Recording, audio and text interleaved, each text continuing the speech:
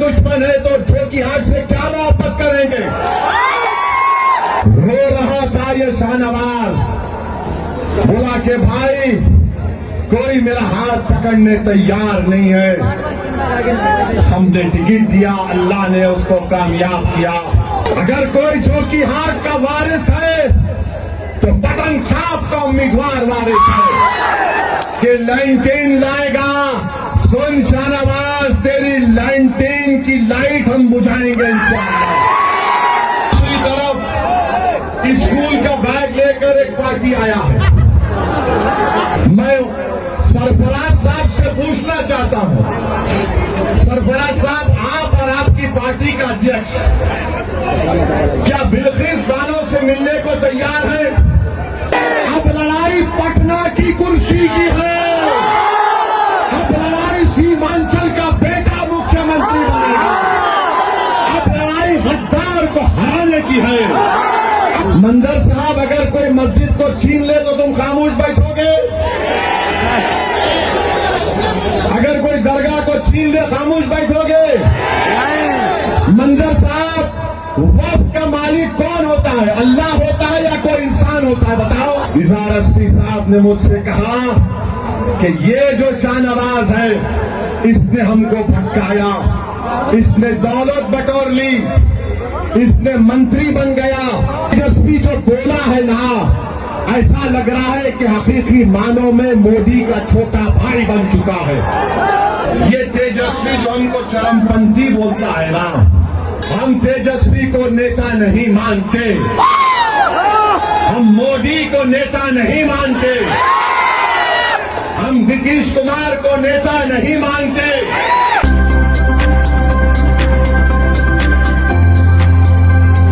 अजीज दोस्तों और बुजुर्गों, मैं आपको बात बताने आया हूं कि सीमांचल की लड़ाई 11 साल से मजलिस इत्तेहादुल मुस्लिमीन बराबर लड़ रही है और मैं आपको वादा कर रहा हूं कि इंशाअल्लाह ताला असदुद्दीन ओवैसी की जिंदगी में भी और असदुद्दीन ओवैसी के मरने के बाद भी मजलिस इत्तेहादुल मुस्लिमीन सीमांचल को ना छोड़ेगी और उसी वक्त हम कांग्रेस बैठेंगे जब सीमांचल साफ होगा। मैं आपको बताने आया हूं कि 5 साल पहले आपने मजलिस इत्तेहादुल मुस्लिमीन को कामयाब किया था, एक फर्द को आपने कामयाब नहीं किया था। आपने जमात पतंग छाप को देखकर वोट दिया था, आपने किसी शख्स को देखकर वोट नहीं दिया था। और जो आज ये कह रहा है कि ये हमारी जोकीहाट हमारी विरासत है और हम एक बड़े बाप के बेटे हैं, यकीनन तस्लीमुद्दीन साहब, अल्लाह उनकी मग़फ़िरत करे, बहुत बड़े लीडर और नेता थे और इनके दोनों बेटे उनके पैरों की धूल की बराबर नहीं है। बड़े बाप का बेटा होना एक चीज है, मगर उसकी तरह होना वो बहुत बड़ी बात है। हम भी एक बहुत बड़े बाप के बेटे हैं, मगर हमारे बाप ने हमको क्या सिखाया था? हमको पुलिस ने 22 सितंबर 1999 को हमारी विधानसभा में पुलिस ने हमको लटों से लाठियों से मारा। हमारे सर पर 12 या 13 टाके लगे, हमारे हाथ के तीनों उंगलियां टूट गई थी, हमारी पूरी पीठ लाल हो गई थी पुलिस के लाठियों से। एक पुलिस का डीवाईएसपी अपनी सर्विस रिवॉल्वर से निकालकर हम पर गोली भी चलाया। अल्लाह का करम था, हम बच गए। हम दवाखाने में तड़प रहे थे। मजलिस के तमाम लोग हमारे मरहूम वालिद के पास जाकर कह रहे थे कि सालार कल हैदराबाद में बंद मनाना चाहिए। असदुद्दीन ओवैसी पर पुलिस ने गैर जरूरी लाठीचार्ज करके जमीन पर गिरा के हमको मारा और हमको बचाने आया हमारा एक हिंदू इंस्पेक्टर। जब पुलिस के टास्क फोर्स वाले मार रहे थे, वो बंदूक निकाल कर आकर अपने सीनियर्स को कहा कि छोड़ो इनको, तुम गैर जरूरी मार। जब हमारे वालिद मरहूम से हमारे मुर्तुजा मियां यहाँ पर हैं, वो चश्मदीद गवाह हैं, जब दवाखाने में आकर सब बोल रहे थे हमारे वालिद ने कहा कि कल हैदराबाद में कोई बंद नहीं मनाया जाएगा। सब लोग ताज्जुब किए, बोले नहीं कोई बंद नहीं मनाया जाएगा। और हमारे वालिद ने मजलिस के जिम्मेदारों के सामने कहा कि मैंने असदुद्दीन को टिकट देते वक्त कहा था तुम सियासत में आ रहे हो तो तुम मेरे बेटे जरूर हो, मगर मैं तुमको एक आम मजलिस के रुकन की तरह बर्ताव करूंगा। तुम घर में मेरे बेटे हो, जब बाहर निकलोगे तो मैं ये नहीं देखूंगा कि तुम मजलिस के रुकन हो या मेरे बेटे हो। हम तड़प रहे थे पुलिस की लाठियां खाकर, मगर हमारे बाप ने, अल्लाह उनकी मग़फ़िरत करे, हैदराबाद में बंद नहीं मनाया। क्यों नहीं मनाया? क्योंकि हमारे कायद ने हमसे कहा कि मैं अपने बेटे की तड़प को बर्दाश्त कर सकता हूं, मगर मैं हरगिज इस बात का मैं पसंद नहीं करूंगा कि कल बंद हो और पुलिस का फायरिंग हो, कोई गरीब मर जाए, चाहे मुसलमान और हिंदू हो।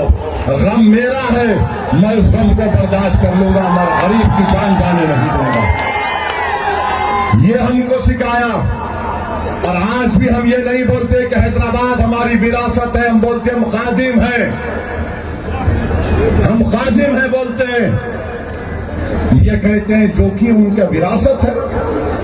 अरे राजा रजवाड़े बर्बाद हो गए, वीरान हो गए। इस देश में कोई राजा नहीं, कोई रानी नहीं। राजा और रानी है तो वोट डालने वाला इस देश में।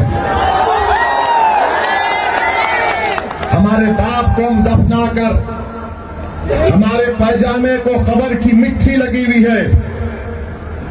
हम अपनी मां के पैरों के पास बैठकर अपना गम कम कर रहे थे, तो मेरा फोन बार बार बज रहा था।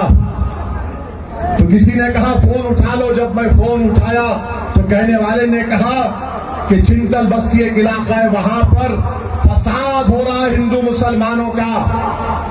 पुलिस के आला ओहदेदार बार बार फोन कर रहे थे कि ओवैसी साहब आप आओ, यहां दोनों समुदाय आप आने पर राजी हो जाएंगे। मैंने कहा हमारे एमएलए मौजम खान है, उनको बुला लीजिए। फिर फोन आया तो मेरी मां ने मुझसे कहा बेटा तुम्हारे बाप ने तुमको इस बात की तरबियत दी थी कि जहां पर गरीबों को जरूरत पड़ेगी तुम जाओगे, अगर आज तुम नहीं जाओगे तो हमारी अम्मा ने कहा कि तुम्हारा बाप वाकई में मर गया। हम उठकर गए, उठकर उस मुकाम पर गए, जाकर हमने सबसे बात की, वहां पर माहौल को ठंडा किया। हैदराबाद से 200 किलोमीटर दूर वाटोली एक मुकाम है जहां पर आरएसएस से वाबस्ता एक तंजीम ने एक घर के 6 लोगों को जिंदा जला दिया था। कोई जाने तैयार नहीं था उस गांव में। हम अकेले गए। हमारे भैंसा के 3 मरतबा 4 मरतबा के चेयरमैन जाबिर साहब है, फोन करके पूछ लो। जाबिर साहब ने कहा साहब अगर जरूरत पड़ी तो अकेले आओ। हैदराबाद से 200 किलोमीटर असदुद्दीन अवैसी अकेले गाड़ी में गया। उस गांव में कोई जा नहीं सकता था, हम अकेले गए। हमारे साथ मजलिस के जियालों को लेकर गए। जो तुम शाल पिनाते ना नेता को, शाल हमारे गाड़ी में पड़े थे, उससे हमने जली हुई लाशों को निकाला। और जब वापिस हम जा रहे थे, रमजान का महीना था, तो निजामाबाद में एक पेट्रोल स्टेशन पर मैं गाड़ी में डीजल जला रहा था। मेरे पास फोर्ड एंडेवर गाड़ी थी, तो मैं देखा कि नमाज फजर पढ़कर एक ज़ईफ बुजुर्ग मेरे पास चलकर आए, आकर कहा कि तुम असदुद्दीन हो। मैंने कहा हाँ। उन्होंने मुझसे पूछा तुम कहां से आ रहे बेटा? मैंने कहा वाटोली में वाकया हुआ, हम वहां पर गए थे। वहां से जाकर हमने एहतजाज किया। उस वक्त के आंध्र प्रदेश के होम मिनिस्टर जाना रेड्डी साहब थे, आज भी बखैर हयात हैं। हमने उनकी गाड़ी के सामने बैठ गए हम लोग और कहा कि इंसाफ करो। तो उस बुजुर्ग ने मुझे गाड़ी से उतारा, बेटा उतरो। मैं उतरा तो मेरे कंधे पर हाथ रखकर कहा कि तुम्हारा बाप मरा नहीं, तुम्हारा बाप जिंदा है, तुम गरीबों के लिए लड़ रहे हो। बताओ ये दोनों क्या कर रहे हैं? फिर एक बाप की औलाद है और 2 भाई एक दूसरे के जान के दुश्मन है, तो जो की हाथ से क्या मोहब्बत करेंगे? जो घर एक बाप का खून है, बड़े बाप अजीम लीडर तस्लीमुद्दीन, मैं सलाम करता हूं उनको। मगर तुम जिस बड़े बाप के बेटे हो, तुम में बड़ापन नहीं है। एक घर के हो, एक खून हो, तुम दोनों एक दूसरे का गिरबान पकड़ रहे हो। जोकीहाट की जनता सुनो, जोकीहाट के गरीबों सुनो, जोकीहाट की मेरी मां और बहनों सुनो, जोकीहाट के नौजवानों जिसका मुस्तकबिल तुम्हारा है। याद रखो, जब दो भाई एक नहीं हो सकते, वो जोकीहाट का गम नहीं समझ सकते। जब दो भाई एक दूसरे से लड़ रहे हैं, तो वो क्या बीजेपी से लड़ेंगे? तो आपको मुर्शिद आलम को कामयाब करना है। मुर्शिद आलम एक गरीब जरूर है, मगर मुर्शिद आलम लड़ने वाला है, मर मिटने वाला है। किसी माइका लाल के आगे झुकने वाला मुर्शिद आलम नहीं है। तो मेरे अजीज दोस्तों और बुजुर्गों, ये इलेक्शन किसी की विरासत को बचाने का काम नहीं है। ये इलेक्शन सीमांचल को बचाने का काम करना है। ये इलेक्शन जोकीहाट से विरासत को जड़ पैर से निकालकर नदी में फेंकने का काम 11 तारीख को आपको करना है। ये इलेक्शन एक गरीब के बेटे को कामयाब करना है, जिसका नाम मुर्शिद आलम है। क्या आप करेंगे? क्या जोकीहाट किसी की विरासत है? क्या हम किसी के गुलाम हैं? हम रसूलुल्लाह सल्लल्लाहु अलैहि वसल्लम के गुलामों का गुलाम है। हमारी विरासत है तो सीरत है, किसी और की विरासत नहीं हो सकती हमारी। दूसरी बात, 5 साल पहले हमने जिसको टिकट दिया वो हमारे पास आया था, रो रहा था ये शाहनवाज, बोला कि भाई कोई मेरा हाथ पकड़ने तैयार नहीं है। हमने टिकट दिया, अल्लाह ने उसको कामयाब किया और जीतने के बाद इसने मंजलिस के विधायकों को तोड़कर तेजस्वी के पास लेकर गया। और मैं इजहार असफी साहब कोचा दामन के हमारे साबिका रुकने असेंबली, उनसे घर पे जाके मिला, उनको गले से लगाया। इजहार असफी साहब ने मुझसे कहा कि ये जो शाहनवाज है, इसने हमको भटकाया, इसने दौलत बटोर ली, इसने मंत्री बन गया और हमको धोखा दिया। तो जो शाहनवाज को, जिसको जोकीहाट की जनता ने इसलिए वोट दिया था कि वो शाहनवाज है बोलकर नहीं, ये पतंग छाप का उम्मीदवार है, इसलिए वोट दिया। आज वो समझ रहा है कि लाइटिंग लाएगा। सुन शाहनवाज, तेरी लाइटिंग की लाइट हम बुझाएंगे इंशाअल्लाह, तेरे घर में अंधेरा करेंगे इंशाअल्लाह, और रोशनी जोकीहाट के हर गरीब के घर में पतंग छाप से आएगी। ये विरासत को खत्म करने का इलेक्शन है।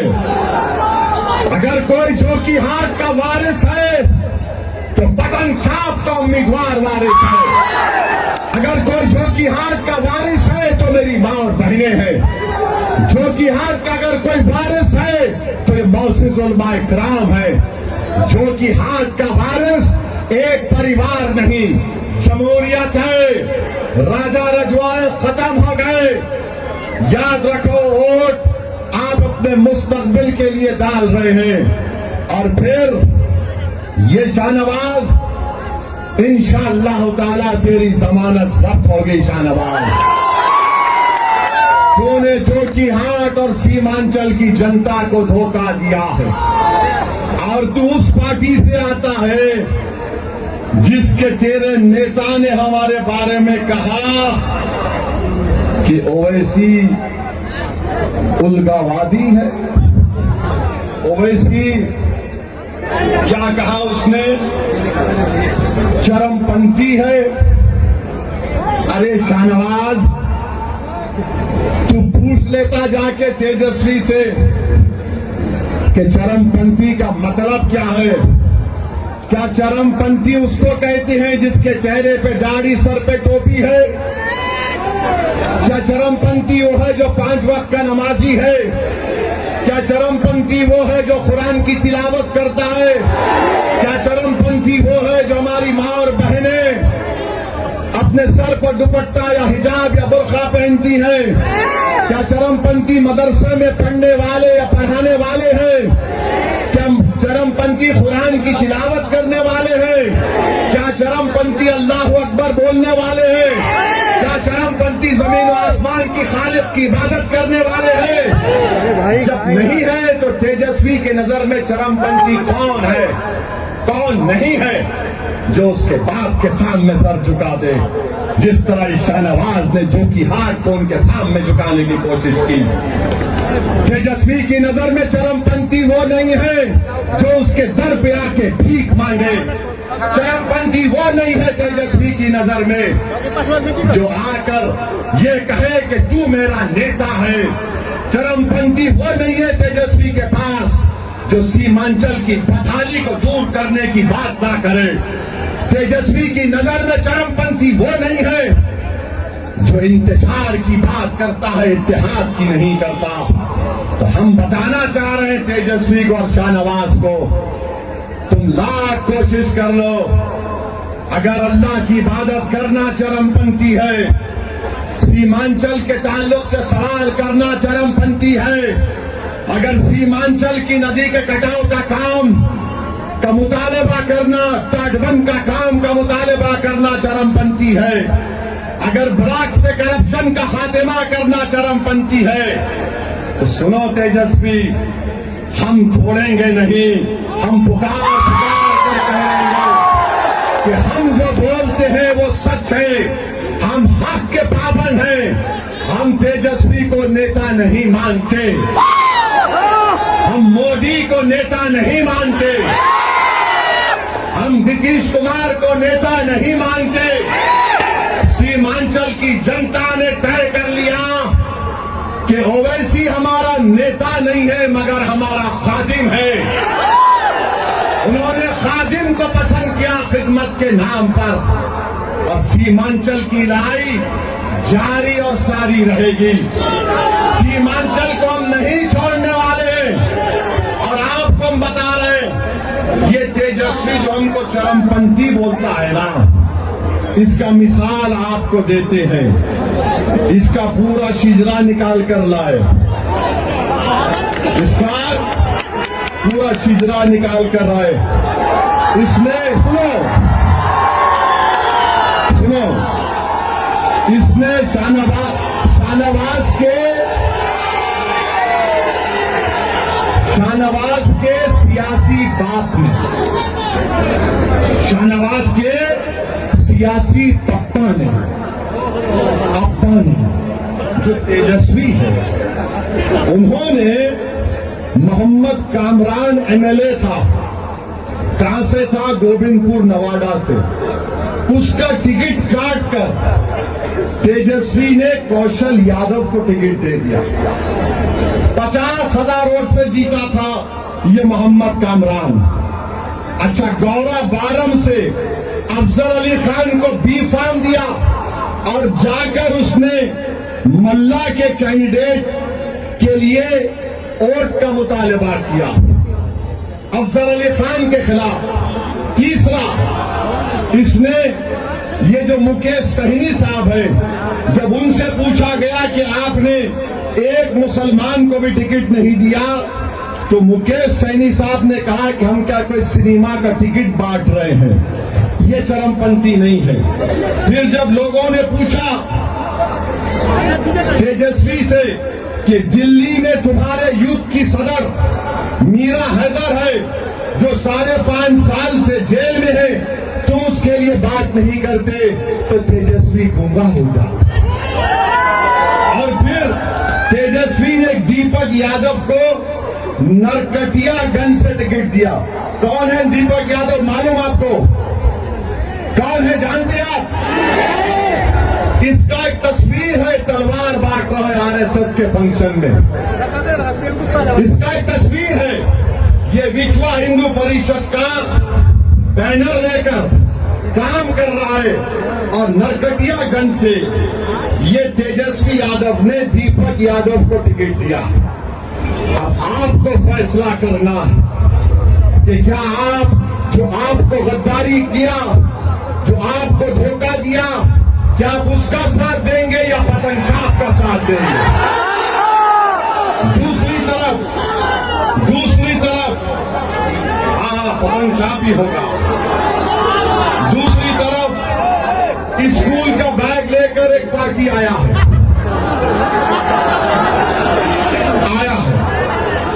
अच्छा, ये कौन है मालूम आपको? ये 2014 में नरेंद्र मोदी के इलेक्शन मैनेजर थे गुजरात में। 2012 से उन्होंने मोदी को प्रधानमंत्री बनाने का काम गुजरात से शुरू किया, उसको प्रधानमंत्री बनाया। चाय पे चर्चा, 15 लाख अकाउंट में आएंगे, 1 करोड़ नौकरी दिया जाएगा, ये सब झूठ इन्होंने मोदी की जबान से बुलवाया। तो जो 2012 से 14 तक मोदी के लिए काम किया, वो क्या जोकीहाट का वोट ले पाएगा? बताओ, जो 2012 से 2014 तक मोदी को प्रधानमंत्री बनाने का काम किया, क्या तुम उसका साथ दोगे? और फिर इसने क्या किया? एक मनीष कश्यप को टिकट दिया। ये चन्नपटना का उम्मीदवार है। ये कौन मनीष कश्यप है? ये वो मनीष कश्यप है जो मोदी का सबसे बड़ा राजदुलारा।